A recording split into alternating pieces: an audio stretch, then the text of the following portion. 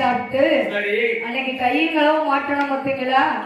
அப்படி என்று சொல்லி குண்டுராமனை கொல்லிய சொல்றாரு, வெங்கட்ராமனா அவனுக்கு மேல நிக்க சொல்றாரு. அதுக்கு மேல கண்ணன் நிக்கிறாரு. ஆமா, உரியில ஒரு கை வாயில இப்படி வெண்ணையை திருடி சாப்பிடும் போது சரி கையங்களும் மாற்றணும்னு சொல்லி பானையை கீழே தள்ளி போட்டு உடைச்சாரு. இவரு உரியில தொங்கிட்டு இருக்காரு, மத்தவங்க எல்லாம் ஓடிட்டாங்க. முத்துலட்சுமி கையும் களவுமா பிடிச்சா, எடையும் இவ்வளவு நேரம் களவு போச்சு நினைச்சோமா, இது யாரு தெரியுமா? யசோத மாவன் வேலை. ஆமா, வாய பாத்துக்க. ஆமா, ஏன் அவளுக்கு பிறந்த பிள்ளையே இப்படி களவு பண்ணணும்? சரி பெருங்கடி உடல்ல கட்டி வைப்போம்